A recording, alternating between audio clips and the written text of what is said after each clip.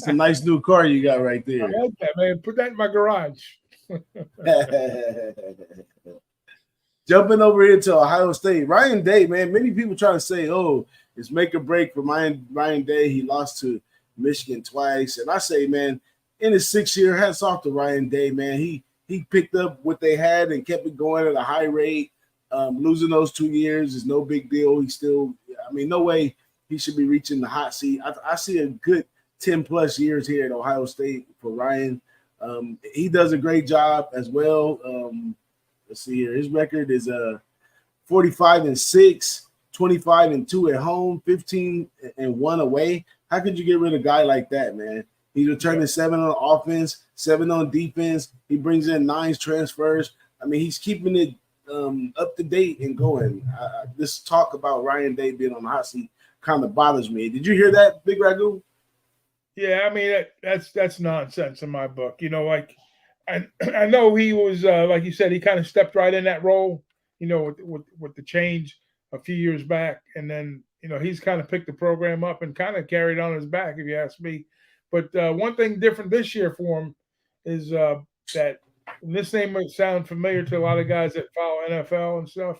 And he's an alumni, and he played with the Miami Dolphins and the Cleveland Browns. He's been promoted from the wide receivers coach up to the OC, Brian Hartline. He's gonna be making the play call, so he's gonna take that off his plate. So that might help alleviate some of the some of the restlessness. But heck, with the talent that this team has had year in, year out, especially in the quarterback position, the wide receiver position, running back position. I mean, it's been one of the most prolific offenses in college football for years. So, I mean, I think this year maybe a little bit less, but I'll let you take it from here. Yeah, speaking of that offense, man, we got a new quarterback replacing C.J. Stroud. So we can't really look at last year's rankings and move it forward, especially when you talk about passing because you're changing coaches. I mean, you're changing quarterbacks and points per game, stuff like that. But Kyle McCord, you got to believe, if the team feels enough to put him there, it's a reason that he's there. So no saying that he's a bum or this, that, and the other. But I believe this year they're going to step it up on the running game to give that passing game some time to develop, in these big games where they blow these teams out, gives them a lot of practice to get it all fined in for the good teams. And then he got a huge target out there, Cade Stover at tight end, which beginning quarterbacks, always good to have a good tight end to throw the little pop pass, so you don't have to be relying on your arm or relying on this. So he gets the best of the best. So they could contend at a high rate. I don't see it as a down season at all. I just see it as a season where you're going to have to see what Ryan Day does as a coach to continue to do things. And that's what he's been doing the whole time, is continue to pick up the pieces and move forward. So I got a good aspects for the offense too. You got anything else on the offense, Big Ragu? Yeah. Let's talk about McCord a little bit. So he's got a small sample size. He played in 7 games last year behind Stroud. He's got 20 attempts, 16 completions, 80%, 190 yards, 9.5. His average, 9.5 yards per average and 1 touchdown. So his quarterback rating is like 174. Real small sample size.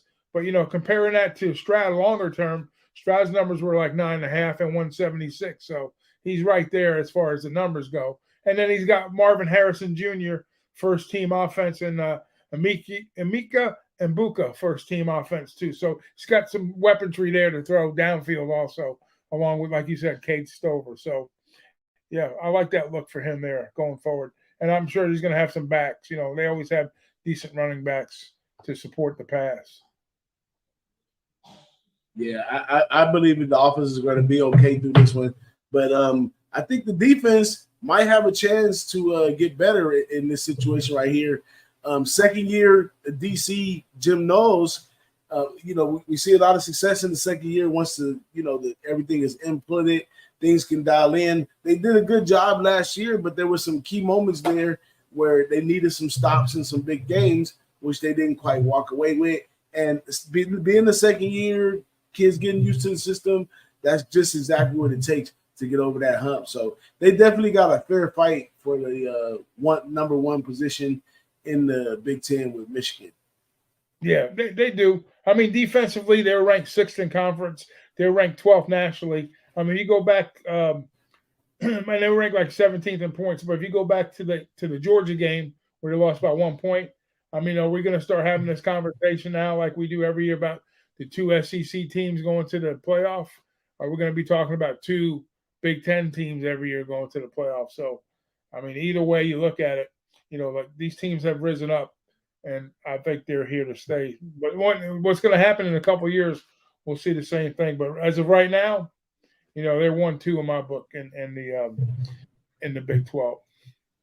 Absolutely. I don't think too many people would disagree with that. But let's move into the season wins right here. Another 10.5 for Ohio State. I definitely think it's possible. They're going to have the toughest games is Notre Dame, Wisconsin, and Michigan. I don't know if Notre Dame could be that tough of a game, but it's just the atmosphere and all of that stuff.